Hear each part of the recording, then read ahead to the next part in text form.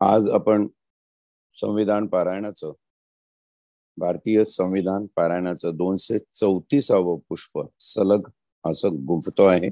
आजची तारीख 30 मार्च 2022. मार्च महिन्याचा एकच दिवस शिल्लक राहिलेला आहे आणि आता आपले अनुसूची आणि परिशिष्ट हे चालू असल्यामुळं लगेचच निकटच्या काळामध्ये आपल्याला समारोप या पारायणाचा करावायचा आहे. त्या दृष्टीनं आजचं हे पुष्प 334वं तिसऱ्या अनुसूचीवर आपण तिसरं schedule, third schedule of Indian constitution, भारतीय संविधानाची तिसरी अनुसूची, त्याच्यामध्ये आपण विविध प्रकारचे शपथ व प्रतिज्ञा यांचे नमुने विवेचन करत आहोत. त्यांच्या नमुन्यावर अभ्यास करत आहोत. आणि हे नमुने काय आहे, त्या नमुन्याचं एकंदर ड्राफ्टिंग बघितलं, जे घटनेमध्ये लिहिलेलं आहे, जे संविधानात नमूद आहे, त्या ड्राफ्टिंग प्रमाणे आपल्याला जसं काल सांगण्यात आलं त्याप्रमाणे नीतिमत्ता किंवा नैतिकता कुठे आहे संविधानामध्ये, याचा खूप लोक विचार करतात की नैतिकता कुठे आहे, तर ते या शपथपत्रांमध्ये आहे. पण ही नैतिकताच राहावी आणि ती नैतिकता नैतिक मूल्यांनीच जोपासली जावी. नैतिकता जोपासताना आपल्याला त्याच्यावर जोर जबरदस्ती करून कोणाला नीतिमान करता येत नाही. तर नीतिमान हा माणूस शिक्षणाने, संस्काराने सुसंस्कृत झालेला आणि स्वतःच्या अस्तित्वाबद्दल एक सजानता असलेला, संपूर्णतः जाणीव असलेला असा माणूस अपेक्षित आहे. तसा माणूस जर समाजकारण, राजकारण, शासन, प्रशासन या सगळ्या व्यवस्थांमध्ये आपल्याला दिसत नसेल, अर्थकारण सुद्धा एक महत्वाची त्यातली व्यवस्था आहे, त्यामध्ये जर दिसत नसेल तर कसा विपरीत परिणाम होऊ शकतो किंवा संविधान कसं त्या ठिकाणी कमी पडू शकतं, कमी पडल्यासारखं भासू शकतं, ह्या सगळ्यांचा विचार आपण केला. हा तिसरी अनुसूची एवढ्यासाठी महत्वाची आहे की तिसऱ्या अनुसूचीमध्ये काही लोकांनी प्रश्न विचारले की साहेब, समजा एखादा माणूस अनितिमान निघाला, ठीक आहे, लोकप्रतिनिधी आहे, निवडून दिला वगैरे वगैरे, आणि तो अनितिमान निघाला आणि शपथ घेतली, त्याचं पुढे काय, त्याला कायदेशीर ताडण काही होऊ शकतं का? तर त्याचं उत्तर थोडक्यात असं आहे की कायदेशीर ताडण हे होऊ शकतं. कायदे आहे, कायद्यामध्ये त्यांनी केलेले जे गैरव्यवहार आहे, त्यांनी केलेल्या ज्या अनितिमान गोष्टी आहे, त्या जर गुन्हेगारी स्वरूपाच्या असतील तर निश्चितपणे त्याच्यावर कायदेशीर कारवाई होऊ शकते. परंतु प्रश्न असा आहे की आपण लोकप्रतिनिधी नीतिमान किंवा अनितिमान या दृष्टीने जास्त बघतो आणि पारायण करत असताना बोलायला काय जातं, म्हणून आपण ते पारायणामध्ये ते सगळे मुद्दे घेऊन प्रश्न विचार, अभ्यास कर, विवेचन कर, डिस्कशन कर, चर्चा कर, त्याच्यावर या गोष्टी सुरू असतात. परंतु असे अनितिमान लोक अर्थकारणापासून, राजकारणापासून, धर्मकारणापासून, शासन, प्रशासन, न्याय व्यवस्था या सगळ्या ठिकाणी जर असतील तर त्याला अल्टिमेट जबाबदार कोण? आणि घटनेची सर्वात मोठी नैतिक बूज जी आहे ती ही आहे की we the people of India. मग एखादा माणूस निवडणुकीमध्ये गैरप्रकार करून किंवा पैशाचं वाटप करून किंवा दंडेली करून किंवा जातीपातीचा आधार घेऊन जर तिथे तुमचा सर्वे सर्वा होण्यासाठी विधानसभा आणि संसदेमध्ये जाऊन बसत असेल तर याला त्याला जबाबदार धरण्यापेक्षा आपण जबाबदार किती आहोत, हाही एक नैतिकतेचा बंध आपण या ठिकाणी लक्षात घेतला पाहिजे. आणि मला वाटतं या नैतिकतेच्या बंधावर आज लक्ष देण्याची गरज आहे. ते राजकारणी देऊ नकोत, ते शासक प्रशासक देऊ नकोत, ते बाकीचे काही गोष्टी कुठल्या दुसऱ्या प्रांतातल्या शिक्षण असो, आरोग्य असो, अर्थकारण असो, त्या प्रांतातल्या लोकांनी देऊ नकोत. परंतु सर्वसाधारण जनता जी करोडोच्या संख्येने आहे, बहुसंख्याक लोक आहेत, ते काय करत आहे, ते निश्चिप आहेत. त्यांच्या खरं तर या जाणीवा स्पष्ट व्हायला पाहिजे आणि त्यांच्या मनात एक प्रश्न निर्माण झाला पाहिजे की हे जे घराणेशाही प्रस्थापित होते, बहुसंख्याक हे बाजूलाच कुठेतरी राहतात, फक्त गिनतीच्या कामाचे, खानासुमारी, कुठे 10 माणसं कमी पडली, कुठे 50 कार्यकर्ते पाहिजे, कुठे 100 कार्यकर्ते पाहिजे, यासाठीच खानापूर्तीसाठी बहुसंख्याक जर वापरले जात असतील तर अभिजन प्रवृत्त प्रस्थापित जे लोक आहेत ते विषमतावादी होणारच. कारण ही विषमता त्यांच्यामध्ये तुम्हीच आणून दिलेली आहे. तुम्ही सबस्टँडर्ड आहात, तुम्हाला ते स्टँडर्ड नाही. आणि कदाचित याच एका महत्वाच्या कारणासाठी घटनाकार डॉक्टर बाबासाहेब आंबेडकरांनी, भीमराव आंबेडकरांनी जे सांगितलं की आजचं माझं भाषण ऐकल्यानंतर तुम्ही घरात जा आणि तुम्ही शासनकर्ती जमात व्हा, जोपर्यंत तुम्ही शासनात जाणार नाही.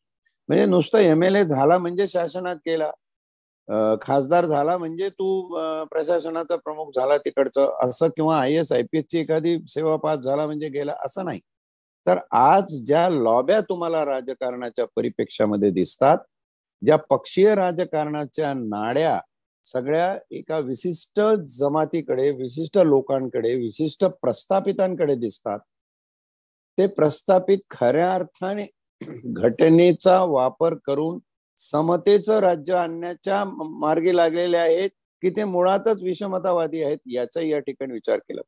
आणि जेव्हा हा विचार होत नाही, माझ्या तरुण मित्रांनो हे लक्षात घ्या, हे भविष्यातलं तुमच्या समोरचं आव्हान आहे. आमच्या पिढीचं कदाचित हे चुकलं असेल, आणि कदाचित हे शब्द जर वगळून बोलायचं झालं तर निश्चितपणे चुकलं असेल की आम्ही तुम्हाला जे दिलं ते तुम्ही मुकाट्याने स्वीकारलं, परंतु आम्ही तुम्हाला जे नाही देत किंवा दिलेलं नाही आहे त्याची अपेक्षा मात्र आमच्या पिढीने तुमच्याकडून करणं हेही तितकंच पाप आहे. म्हणून तुम्हाला या गोष्टी देणं आणि हे डोळे उघडण्यासाठी दृष्टी अंजन भेटो व नवदृष्टीच फाटा फुटो, हा जो ज्ञानेश्वराच्या ओवी आहे, या ओवीनुसार तुम्हाला नवीन दृष्टी या पारायणामधून येणं एकमात्र उद्देश आणि लक्ष आहे. आणि म्हणून त्यासाठी आपण हे पारायण करत आहोत. आज 234वा सलग पुष्प गुंफताना आपण जे नमुने दिलेले आहेत शपथ आणि प्रतिज्ञापत्राचे, ते साधारण 8 ते 9 नमुने या ठिकाणी विशद केलेले आहेत. एक पोट नमुना दिलेला आहे, त्या नमुन्यासह 9 नमुने आहेत. पैकी 2 नमुने आपण बघितले, ज्याच्यामध्ये संघराज्याच्या मंत्र्याकरिता गुप्ततेची शपथ आणि संघराज्याच्या मंत्र्याच्या पदाची शपथ, याचे 2 नमुने आहेत. तिसरा नमुना संसदेच्या निवडणुकीत उमेदवाराने घ्यावयाच्या शपथेचा किंवा करावयाच्या प्रतिज्ञेचा नमुना. कुठे? निवडणुकीत. निवडून आल्यानंतरचा वेगळा आहे, निवडणुकीतला वेगळा. 2च ओळी आहेत.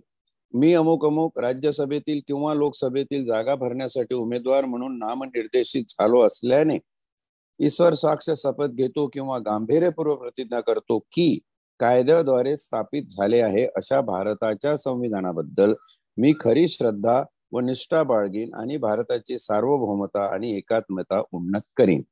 निष्ठा, श्रद्धा, एकात्मता, ममत्व भाव, आकस न ठेवणे, निर्भयपणे, निपक्षपातीपणे, हे सत्सद विवेकाने वगैरे हे सगळे शब्द आपण काल अभ्यासले, त्याच्यावर विवेचन केलं. हे सगळं लक्षात घेऊन हा निवडणुकीला एकदा तुम्ही ग्राह्य ठरलात, फायनली तुमचा फॉर्म अप्रूव्ह झाला आणि आता तुम्ही निवडणुकीला समोर जाणार, तेव्हा दिली गेलेली ही शपथ आहे. त्यानंतरचा नमुना आहे संसदेच्या सदस्याने घ्यावयाच्या शपथेचा किंवा करावयाच्या प्रतिज्ञेचा नमुना. मी अमुक अमुक राज्यसभेचा किंवा लोकसभेचा सदस्य म्हणून निवडून आलो, हे निवडणुकीपूर्वीचं, आणि निवडून आल्यानंतरचं निवडून आलो किंवा नामनिर्देशित झालो असल्याने ईश्वर साक्ष शपथ घेतो किंवा गांभीर्यपूर्वक प्रतिज्ञा करतो की कायद्याद्वारे स्थापित झाले आहे अशा भारताच्या संविधानाबद्दल मी खरी श्रद्धा व निष्ठा बाळगीन आणि भारताची सार्वभौमता व एकात्मता उन्नत राखीन आणि आता जे कर्तव्य मी हाती घेणार आहे ते निष्ठापूर्वक पार पाडीन. अशा प्रकारचा हा तिसरा नमुना खासदारांच्या शपथ साठी, प्रतिज्ञापत्रासाठी अनुसूचित 3 मध्ये भारतीय संविधानामध्ये देण्यात आलेला आहे.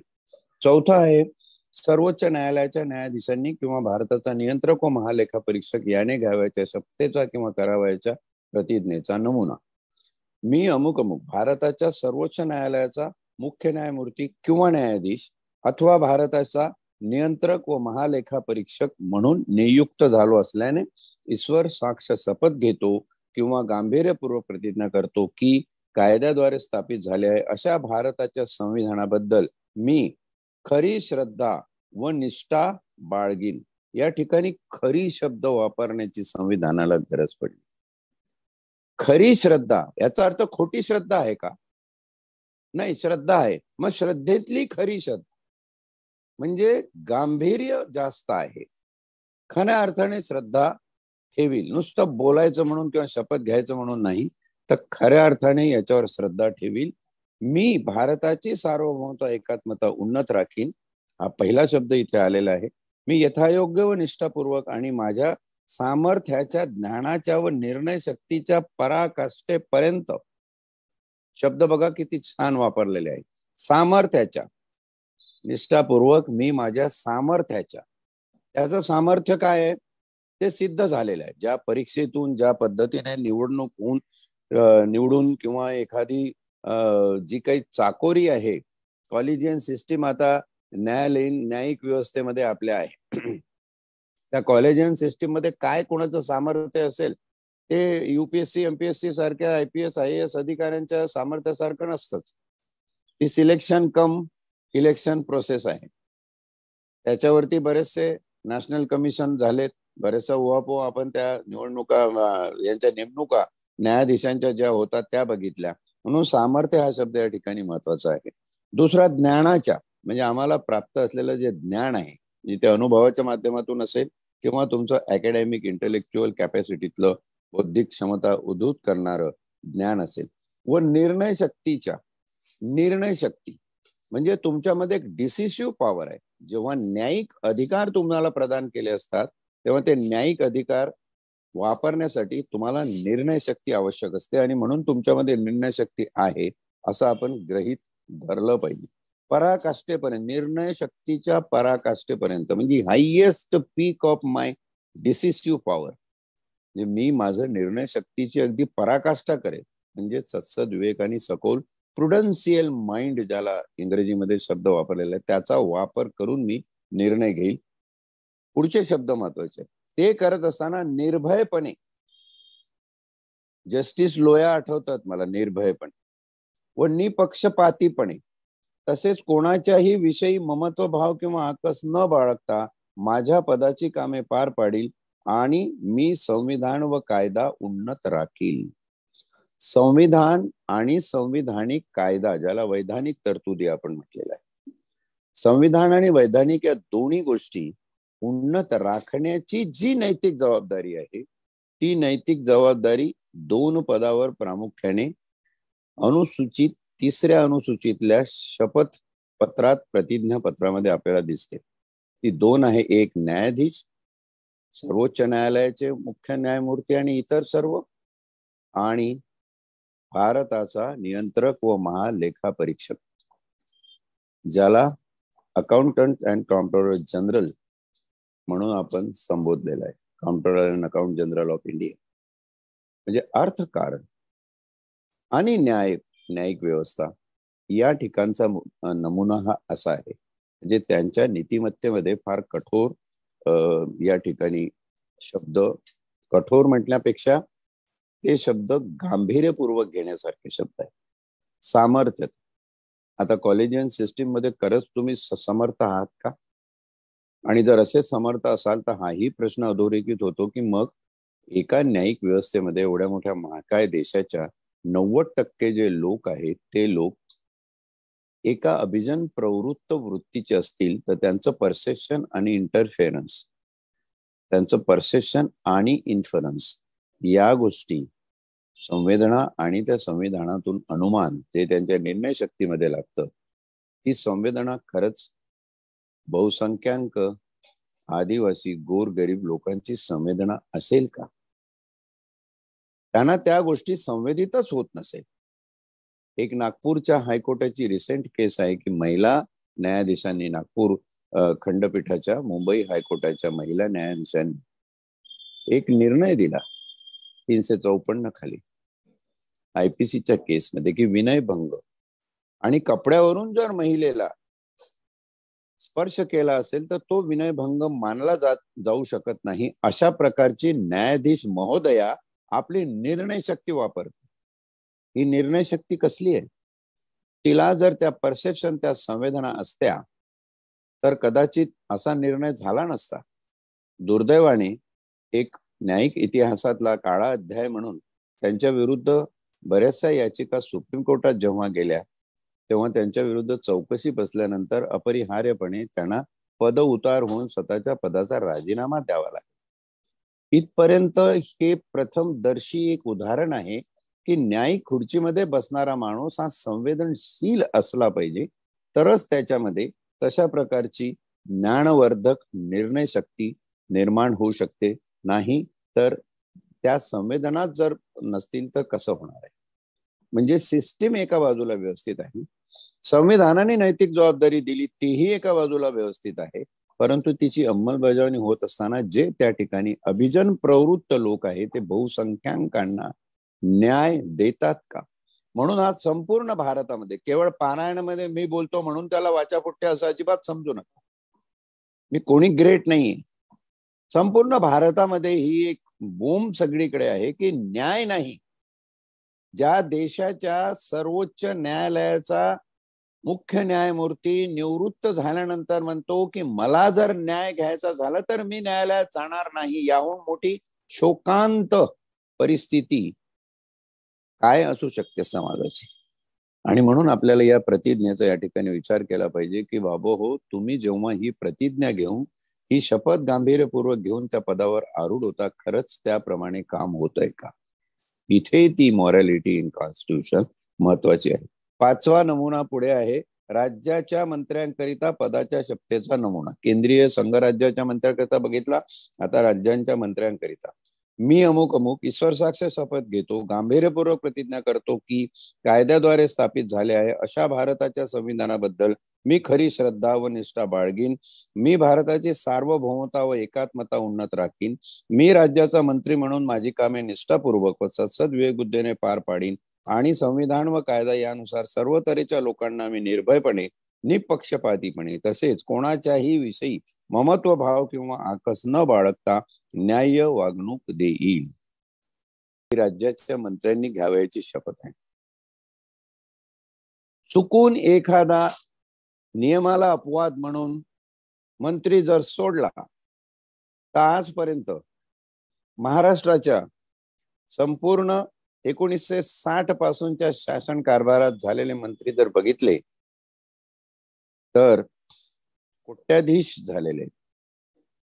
त्यांच्या मुलाबाळांच्या 300-400 करोडच्या सदनिका भारत रत्नापासून सगळेच लोक जाऊन उद्घाटन करायला स्वारस्य मानतात, अशी परिस्थिती निर्माण झालेली. मग हे तुम्ही पक्षपातीपणे, निपक्षपातीपणे, कोणाच्याही विषयी ममत्व भाव वगैरे वगैरे न ठेवता हे सगळं घडलंय का हो? किती दांभिकपणा या प्रस्थापितांनी राजकीय जीवनामध्ये या देशाच्या निर्माण केलेला आहे, त्याचा विचार होणं आवश्यक आहे. संविधानाच्या पारायणामध्ये केवळ टीका होते असं जर कोणी म्हणत असेल तर त्याचं कारणही त्या मागचं समजून घ्या. हे नुसतं वाचन करून परीक्षेमध्ये उतारे लिहून मला पास व्हायचं नाहीये किंवा तुम्हीही त्या पद्धतीने पास होऊ नका. तुम्ही याचा विचार करा. संविधान आपलं तिथेच संपलं की आपण संविधानाचा खऱ्या अर्थाने विचारच केला नाही, त्याचं विश्लेषणच केलं नाही, त्याच्यावर अभ्यासिकाच नाहीये आपल्याकडे. फक्त LLB मध्ये संविधान शिकवलं जातं. इतर बाबतीमध्ये जेव्हा राष्ट्राचं आणि समाजाचं एकात्म आणि एकसंगता मी पाळेल असं जेव्हा म्हटलं जातं आणि एखादा मंत्री जर काही माहिती गुप्तपणे दुसऱ्याकडे देत असेल, अहो तीच माहिती देशापलीकडे बसलेल्या शत्रू देशाकडे जाणार नाही याची काही गॅरंटी आहे का? आणि कायदे करून ठेवले, official secret act, Indian telegraphic act, IT act वगैरे वगैरे सगळे IPC 124 कधी कामाला यायचे? म्हणून या सगळ्या गोष्टीचा साकल्याने विचार केला पाहिजे. शपथेची जर तोडफोड किंवा उल्लंघन झालं असेल तर त्याच्यावर तात्काळ ताडण काय, त्यासाठी कायदा असणं आवश्यक आहे. अजून तसा कायदा भारतीय संसदेने किंवा कुठल्याही भारतातल्या राज्याच्या विधानसभेने पारित केला नाही.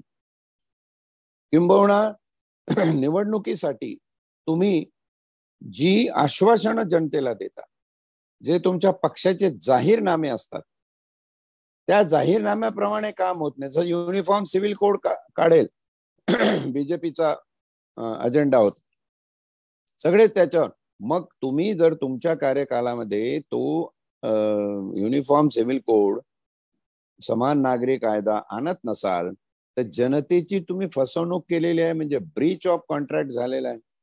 And that to it is a criminal breach of contract, CBT. म्हणून तुमच्यावर कधी या भारतात ऐकण्यात आलं की जाहीरनाम्यामध्ये दिलेली वचनपूर्ती झाली नसल्यामुळं कुठल्या MLA ला, कुठल्या खासदाराला, कुठल्या केंद्रीय किंवा राज्याच्या मंत्र्याला, राज्यमंत्र्याला त्याच्या विरुद्ध FIR करण्यात आलेली आहे, अटक झालेली आहे? नाही. त्यासाठी एक वेगळा कायदा करावा लागेल. त्याचप्रमाणे प्रतिज्ञा आणि शपथ जर पाळली जात नसेल आणि हिचं उल्लंघन होत असेल तर त्या ठिकाणी एक वेगळा कायदा असण्याची गरज आहे. कालच्या आमच्या पोलीस प्रमुखाच्या एका पत्रकार परिषदेमध्ये मी ऐकत होतो, संजय पांडे साहेबांनी सांगितलं की इथं सायबर गुन्ह्यासाठी वेगळा कायदा पाहिजे. नवीन गाडी घ्यायची, नवीन नवीन गाड्या येतात आहे, सायबर गुन्हे हा नवीन प्रकार झालाय, पण ती चालवताना नुसतं पत्रे आणि त्याची बॉडी डागडुजी करून चालवले नाही, इंजिन आहे तसंच ठेवलं तर ते चालणार नाही, त्याचं इंजिनही बदललं पाहिजे, तर ती गाडी अपेक्षित वेगाने जाऊ शकेल. आज ज्या प्रमाणात ज्येष्ठ नागरिक आणि ज्यांना सायबर क्षेत्रातलं सुमार ज्ञान आहे असे लोक सायबर गुन्ह्यांना फार मोठ्या प्रमाणात बळी पडत आहेत. मुद्दा आहे आपण या ठिकाणी नवीन कायदे निर्माण करण्याचा. याही पद्धतीचे नवीन कायदे निर्माण होणं ही काळाची गरज आहे, हे या ठिकाणी संविधान पारायणाच्या माध्यमातून सांगू इच्छितो. राज्याच्या मंत्र्याकरिता गुप्ततेच्या शपथेचा नमुना क्रमांक 6, गुप्ततेच्या शपथेचा, तोही असाच आहे, आपण आधी बघितला त्याचप्रमाणे आहे. 7, राज्य विधानमंडळाच्या निवडणुकीत उमेदवाराने घ्यावयाच्या शपथेचा किंवा करावयाच्या प्रतिज्ञेचा नमुना, जसा आपण खासदारांच्या संसदेतल्या निवडणुका लढताना घेतलेला नमुना, त्याच नमुन्याप्रमाणे हा नमुना आहे. याच्यात एक 8वा आहे जो पोट नमुना आहे, राज्य विधानमंडळाच्या सदस्याने घ्यावयाच्या शपथेच्या करावयाच्या प्रतिज्ञेचा नमुना. मी अमुक अमुक विधानसभेचा किंवा विधान परिषदेचा सदस्य म्हणून निवडून आलो किंवा नामनिर्देशित झालो असल्याने ईश्वर साक्ष शपथ घेतो किंवा गांभीर्यपूर्वक प्रतिज्ञा करतो की कायद्याद्वारे स्थापित झाल्या अशा भारताच्या संविधानाबद्दल मी खरी श्रद्धा व निष्ठा बाळगीन, भारताची सार्वभौम एकात्मता उन्नत राखीन आणि आता जे कर्तव्य मी हाती घेणार आहे ते निष्ठापूर्वक पार पाडीन. एका आमदार महोदयाने हॉस्पिटलमध्ये जाऊन DHO ला, त्या वर्धा जिल्ह्याच्या डिस्ट्रिक्ट हेल्थ ऑफिसर क्लास 1 अधिकाऱ्याला, डॉक्टरला चपलाने मारेल त्याला धमकी दिली, तू इकडे ये, तू तिकडे ये, मी तुला असं करतो, मी तुला तसं करतो, त्याच्यावरती शिव्यांची लाखोळी वाहली. हे काय संविधानाबद्दलची निष्ठा आहे? पण त्या आमदाराची विचारपूस करणारा कोणी नाही. त्या आमदारावर ऍक्शन घेणारा विधानसभेचा अध्यक्षच आम्ही नेमत नाही, आणि अध्यक्ष नेमू तेव्हा पाहू. याचाच अर्थ असा आहे की संविधानाची पायमल्ली करण्याचं सामूहिक यज्ञ मांडलेला आहे का तुम्ही? हाही या ठिकाणी विचार करणारा भाग.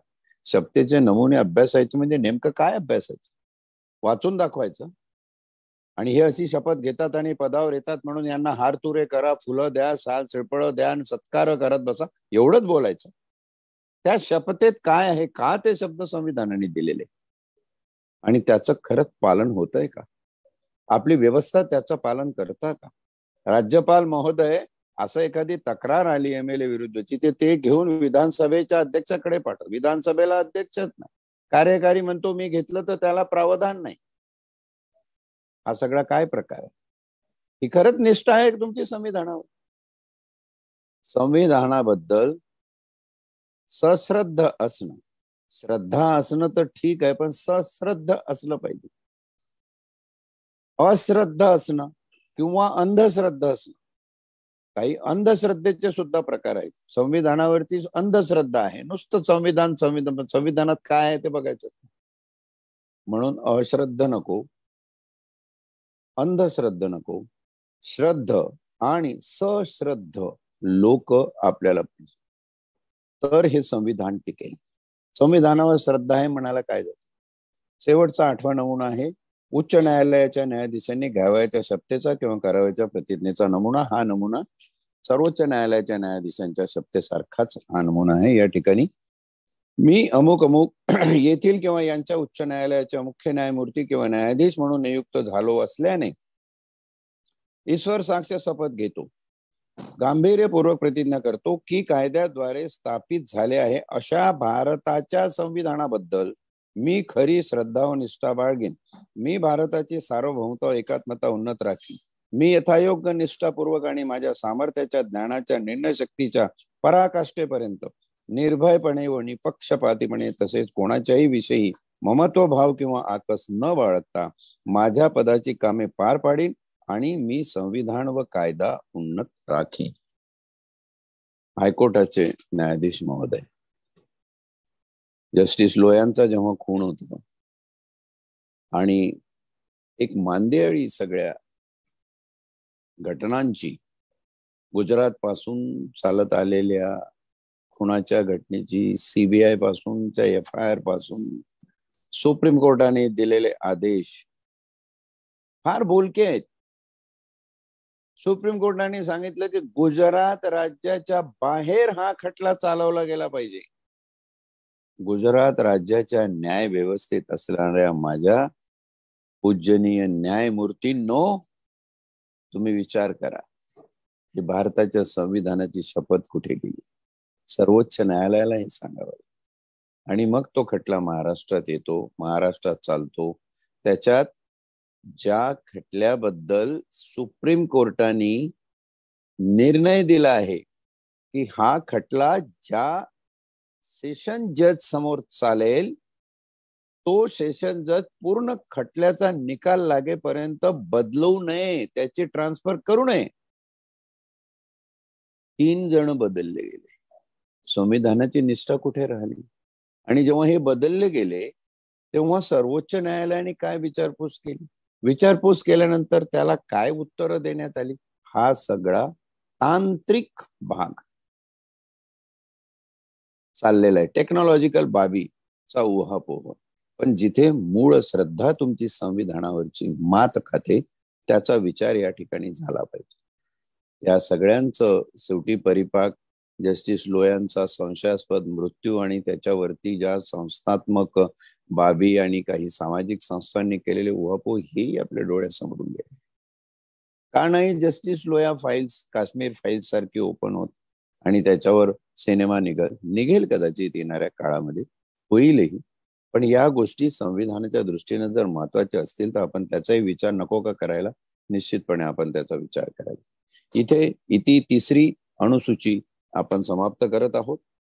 आपण चौथ्या अनुसूचीवर नजर टाकूया. चौथ्या अनुसूचीमध्ये राज्य आणि राज्यामध्ये ज्या ज्या विधानसभा आणि विधान परिषदा यांच्या जागा आहेत त्या कशा प्रमाणात असाव्यात किंवा कशा प्रमाणात असू नये त्याचे सरळ सरळ आकडे दिलेले आहेत. म्हणजे इथे जास्त आपल्याला चर्चेला किंवा विवेचनाला वाव नाही. राज्यसभेतील जागांची वाटणी अनुच्छेद 4(1) आणि 80 ज्याच्यामध्ये राज्यसभेचं प्रावधान असणं हे जिथं दिलेलं आहे आणि 80 मध्ये राज्यसभेचे सदस्य किती असणार याच्याबद्दलचं दिलेलं आहे. देशातल्या संसदेच्या राज्यसभेबद्दल अनुसूची 4 भाष्य करते.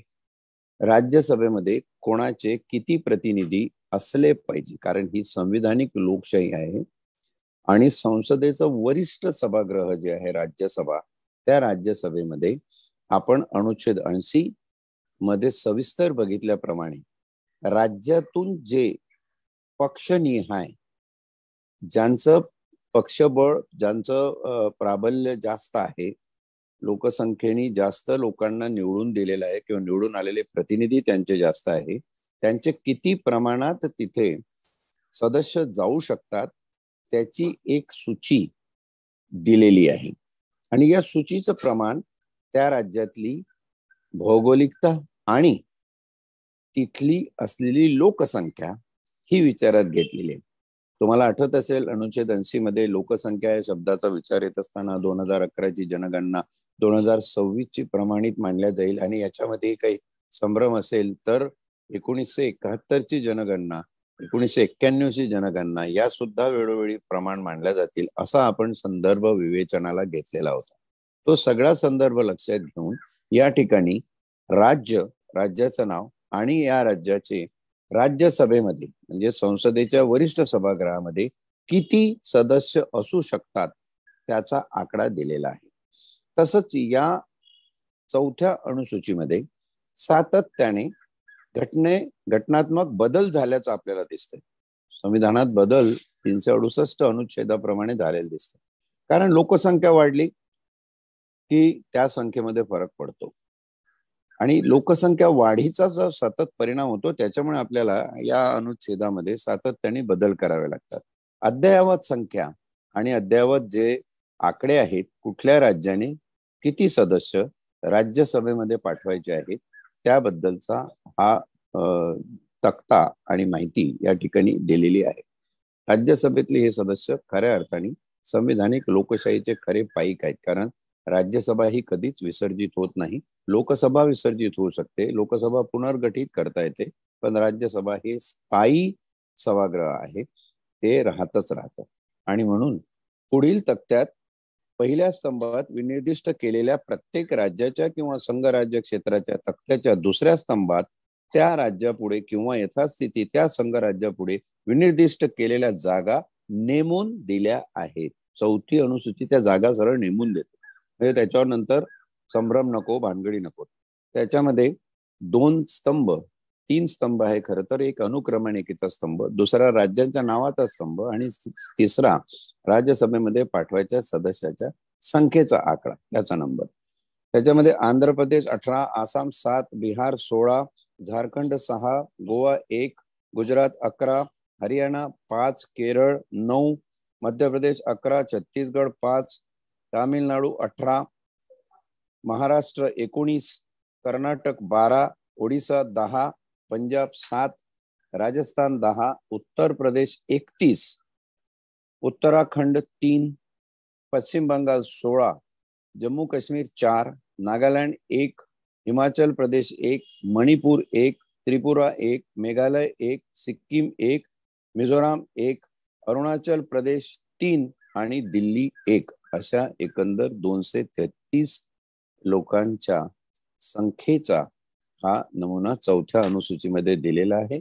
याशिवाय चौथ्या अनुसूचीमध्ये काही एक नाहीये. आपण 5वी अनुसूची बघूया. भारताचे संविधान 5वी अनुसूची. 5वी अनुसूची ही केवळ आणि केवळ अनुच्छेद 244 साठी निर्माण करण्यात आलेली आहे. आणि अनुच्छेद 244 काय आहे? अनुच्छेद 244 आहे अनुसूचित क्षेत्रे व अनुसूचित जनजाती यांचे प्रशासन व नियंत्रण याबाबत तरतुदी. आपल्या लक्षात येईल की 5वी आणि 6वी या 2 अनुसूची आहेत, या घटनेतल्या मूळ अनुसूची आहे. म्हणजे भारतामध्ये किती मोठ्या प्रमाणात अनुसूचित क्षेत्र शेड्यूल एरियाज आहे, त्या ठिकाणी शेड्यूल ट्राइब्स जनजाती, शेड्यूल कास्ट नाही म्हटलंय इथे, जनजातीसाठी हा अनुच्छेद 244 आहे.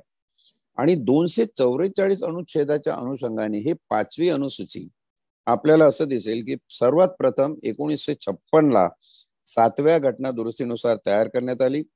त्यानंतर 1971 याच्यामध्ये बदल झाले. त्यानंतर 1984 याच्यामध्ये बदल झाले. 1986 त्यानंतरचे बदल झाले. आणि आत्ताचा जो पेसा कायदा आहे तो 1990 पेसा कायदा निर्माण करण्यात आला.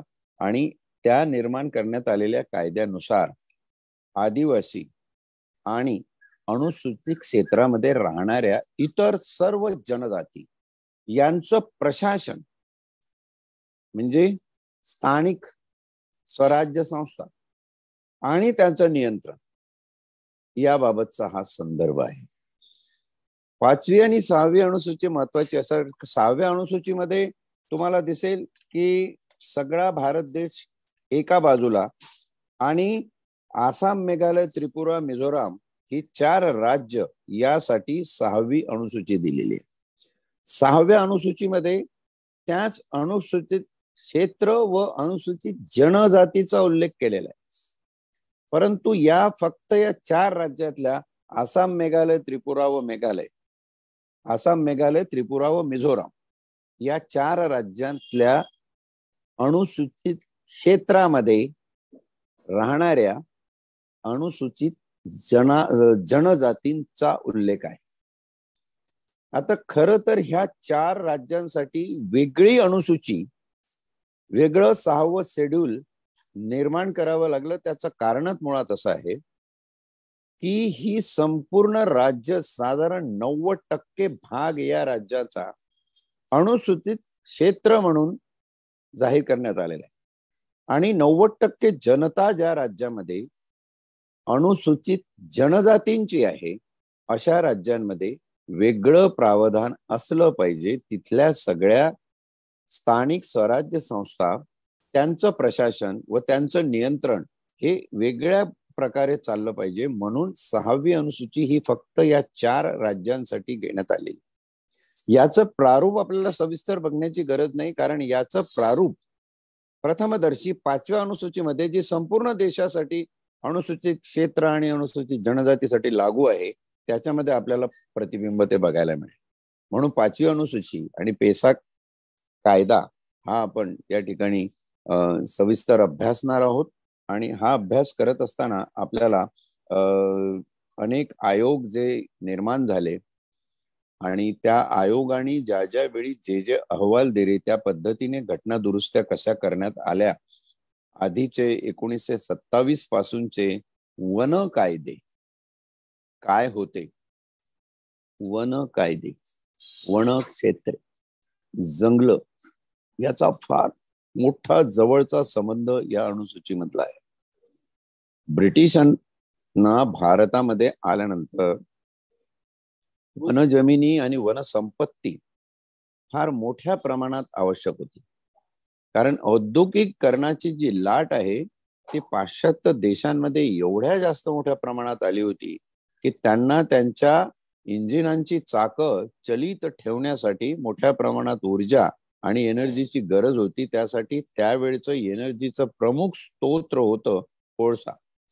आणि तो जर मिळवायचा असेल, तो जर भारतातून आणायचा असेल तर त्यासाठी जंगल काबीज करणं. आणि त्याला विरोध कोणाचा होता? जंगलात राहणाऱ्या अनुसूचित जनजातीचा. म्हणजे बिरसा मुंडा आणि बाकीचे जे सगळे लोक आपण बघतो त्या काळामध्ये, ब्रिटिश काळामध्ये अनुसूचित जनजातीवर जे अनन्वित अन्याय झालेले आहे, त्यांच्या कत्तली झालेल्या आहे.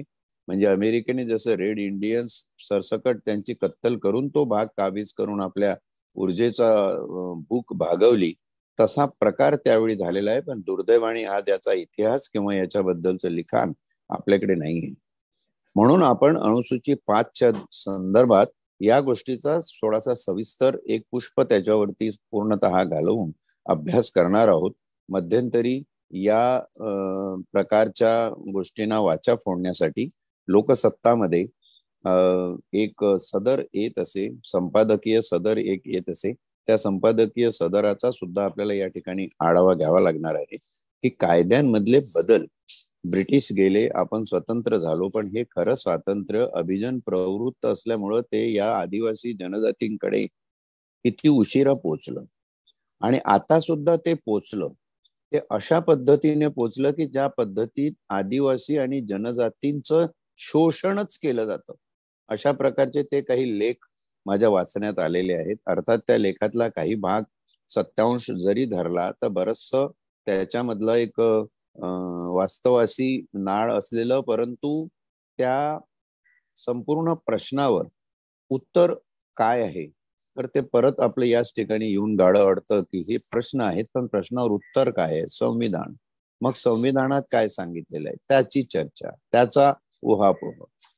आणि संविधानातल्या गोष्टीची चर्चा करत असताना अंतर्मुखून शेवटी आपण स्वतःकडेच पाहण्याची वेळ येते, तेव्हा हे आय ओपनर असं अनुसूचित जनजातीच्या बाबतीतलं आय ओपनर असं पेसा कायद्याचं प्रावधान असलेलं हे 5वं शेड्यूल भारतीय संविधानाचं अनन्यसाधारण महत्वाचं आहे.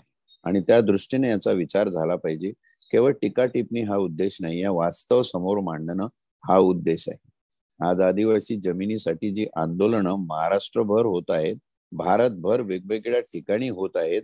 भारतभर हा प्रदेश एवढा जास्त मोठ्या प्रमाणात आहे की शहरी आणि बाकीचा जर भाग, अर्बनाइज एरिया जर तुम्ही सोडला, तर ज्या ठिकाणी आसाम, मिझोराम, त्रिपुरा आणि मेघालय सारखी 4 राज्य पूर्णची पूर्ण तुम्हाला अनुसूचित क्षेत्र आणि अनुसूचित जनजातीचं बहुसंख्य लोकसंख्या असलेली राज्य म्हणून संबोधावे लागतात.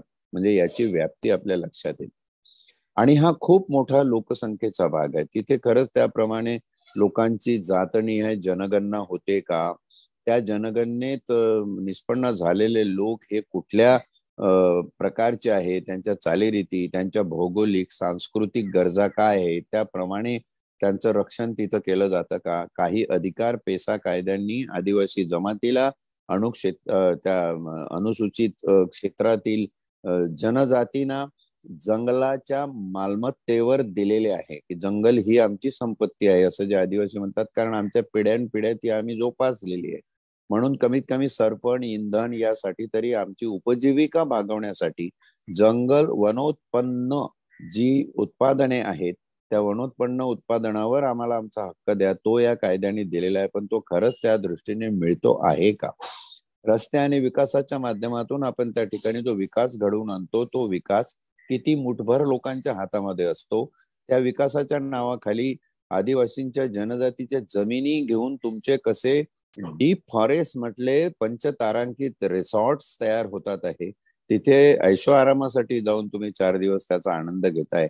या सगळ्या गोष्टींचा आपण विचार करून या 5व्या अनुसूचीसाठी एक संपूर्ण पुष्प आपण संविधानाचं त्याच्या विवेचनासाठी राखून ठेवत आहोत. ते आपण उद्या घेऊया आणि उद्या या संपूर्ण बाबीचा सविस्तर विचार आपण या ठिकाणी करणार आहोत. आज वेळीची मर्यादा लक्षात घेऊन या ठिकाणी थांबण्याची अनुमती घेतो आणि इथेच थांबतो. धन्यवाद.